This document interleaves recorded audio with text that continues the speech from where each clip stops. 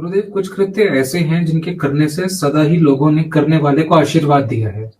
जैसे किसी की भूख को मिटाना या किसी की प्यास को शांत करना या अनायास ही किसी अनजान व्यक्ति की सहायता करना। इसी श्रृंखला में कुछ और कर्म भी जुड़ते हैं। गुरुदेव, इन कृत्यों में किस आशीर्वाद का प्रतिफलन तेजी से फलता है, तीव्रता से? बहुत तरह के पुण्य और परोपकार के कार्यों में व्यक्ति के जीवन में आशीर्वादों का प्रतिफलन होता है। परमात्मिक ऊर्जा और परमात्मिक आशीर्वादों की प्राप्ति होती है।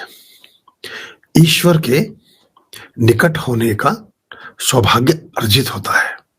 उन सभी कृत्यों में सर्वाधिक जो पुण्यदायक कार्य है वह अन्नदान, भोजन की सेवा करना, लोगों को खाना खिलाना। ये उसमें सर्वाधिक महत्वपूर्ण कृत्यों में शामिल होता है, सर्वाधिक शीघ्रता से फलदायी होता है और सर्वाधिक लंबे समय तक इसका हमें पुण्य इसका खंडित नहीं होता। इसके पुण्य की जड़ हरी रहती है, सदा हरी भरी रहती है। क्योंकि जो आपने अगर देखिए, भूख मरण धर्मा है।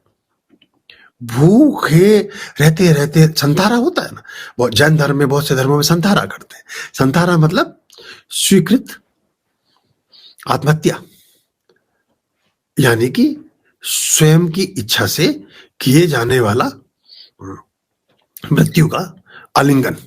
आप अपनी स्वेच्छा और अपनी प्रसन्नता से आप मरना चाहते हैं, तो सबसे पहले वो क्या करते हैं? भोजन का त्याग कर देते हैं। तो यानी कि जो भूख है, जो एम्प्टी स्टमक है, जो भूखे रहना है, वो अंततः मृत्यु के द्वार तक पहुंचाने का एक माध्यम है। अगर आप 40 दिन कुछ भी ना खाएं, 21 दिन तक फल फ्रूट पर रहे, 40 दिन तक अनाज और कुछ भी सारा कुछ त्याग दें, तो आप 1.5-2 महीने में मृत्यु को उपलब्ध हो जाएंगे। उससे पहले भी मर सकते हैं, जितना भी जिसकी कैपेसिटी है। तो यानी कि अनाज जीवन है। इसलिए कहा ना, जन अन्नदाता और जीवन दाता। और जो अन्न को कहा गया कि अन्न के बारे में कहा गया कि अन्न देवो भव, या कहा गया कि अन्न ब्रह्मास्मि, तो वो वर्ड जो आए हैं अब साधारण लोग नहीं समझ पाते हैं। बहुत सारे पश्चिम के ऐसे विचारक थे, बड़े हंसे कि देखिए, भारत के ऋषि खाने को भगवान बता रहे हैं। उसके लिए बहुत बड़ी बुद्धि की जरूरत थी। तो उनसे अगर कहा जाए कि फिर आप खाने को छोड़ दीजिए, तो आपका भगवान भी साथ छोड़ देगा।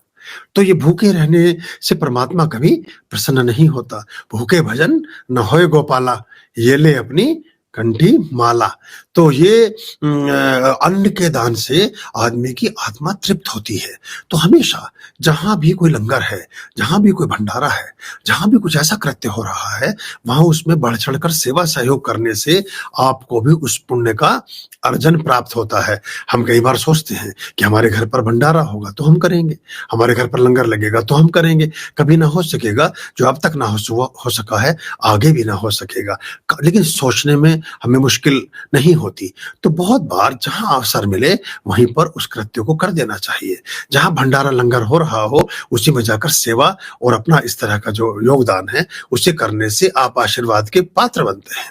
आपको सिर्फ अपना ही पेट नहीं भरना है। जब आप अपने हाथ की रोटी उतार कर किसी को देते हैं तो सबसे महान त्याग है वो। इसके बारे में मैंने कई अंकों में एक उदाहरण आपको बताया था, सुनहरे नेवले का, कि वो कैसे एक नेवले का शरीर सोने का हो गया।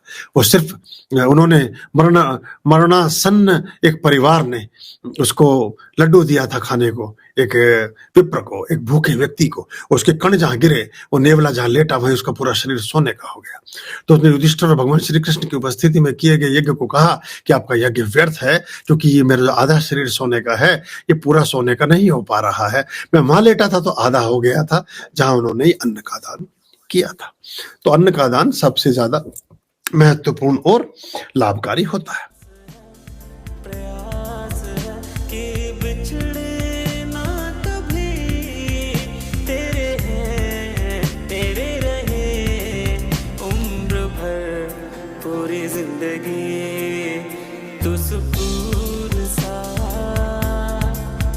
तू यकीन सा, तेरे होने से सब हसीन सा।